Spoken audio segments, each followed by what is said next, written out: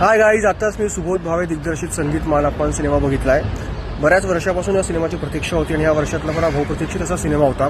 Cinema खूप भव्य दिव्य झाला आहे, कलरफुल झाला आहे। विशेषतः सिनेमाची मांडणी खूप उत्तम आहे। सुबोध भावेने दिग्दर्शनासोबतच अभिनयाचं सुद्धा शिवधनुष्य उत्तमरित्या पेललं आहे असं मला वाटतं। वैदेही परशुरामी संपूर्ण सिनेमात गोड दिसली आहे आणि सुमित राघवन तर लाजवाब, म्हणजे जेव्हा जेव्हा त्याचा स्क्रीन प्रेझेन्स असतो तो जबरदस्त झालेला आहे।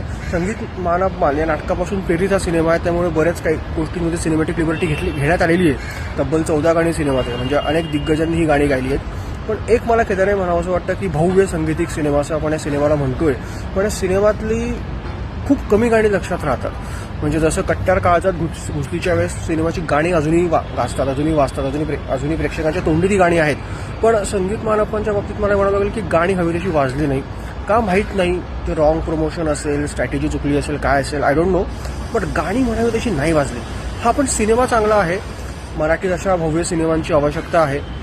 सिनेमा बोर नाही होत तुम्हाला, म्हणजे जर तुम्हाला वाटत असेल की अरे 14 गाणी आहे मग कसं होणार, कारण याआधी एवढ्या गाण्यांचा प्रयोग केलेले सिनेमे ते प्रयोग फसलेत, ते एका ठराविक मेट्रो सिटीज पुरते मर्यादित राहिले।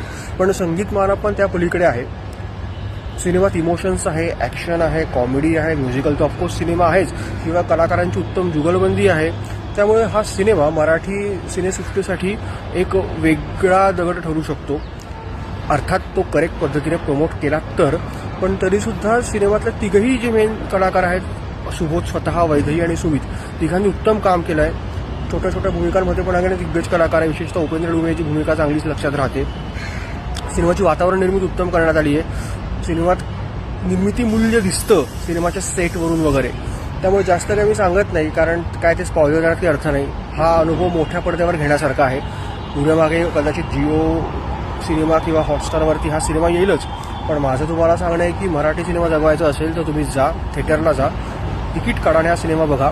त्याची भव्यता तुमच्या लक्षात येईल आणि हा सिनेमा मोठ्या पडद्यावर अनुभव घेण्याच्या लायकीचा आहे। हा सिनेमा ना की कुठे तुम्ही घरी बसून मोबाईलवर बघू नका। या सिनेमाला मी देतोय 3.5